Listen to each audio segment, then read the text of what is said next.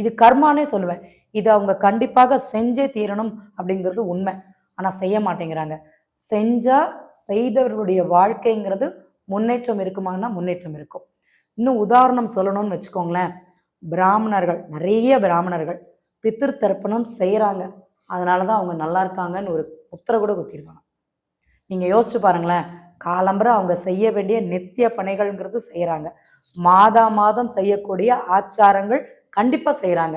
நீங்க பாத்தீங்கன்னா அவனுக்கு என்ன பிராமண ஓஹோன்னு இருக்கான் அப்படிம்பாங்க. அவனுக்கு என்ன தானாவா எல்லாமே கிடைக்குது? கிடையாது.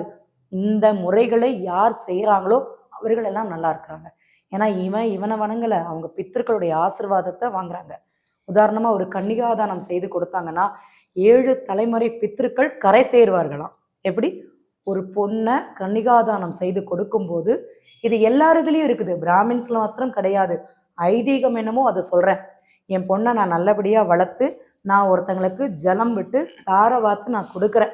7 தலைமுறை எங்க முன்னாடி உள்ள 7 தலைமுறை பித்திருக்கள் கரை சேருவார்களாம். அந்த ஒரு பாக்கியம்ங்கிறது இந்த கன்னிகாதானத்துக்கு இருக்குது. அதே மாதிரிதான் தர்ப்பணத்துக்கு 3 தலைமுறை பித்திருக்கள் கரை சேருவாங்க. ஒரு வருடமும் ஒருவங்களுக்கு செய்யக்கூடிய ஒரு இதுல ஒரு வருடமும் கிடையாது, ஒரு நிகழ்வு நடக்கும் போதுமே அந்த மாதிரி 3 ஜெனரேஷனா சுவாமிக்கு போகுமா. அப்போ இது எதுவுமே அவங்க கொடுக்காம இருந்தாங்கன்னா அவங்க லைன் கட்டி நின்று இருக்காங்க, வண்டியா நின்று இருக்காங்க, லாரியில நின்று இருப்பாங்க.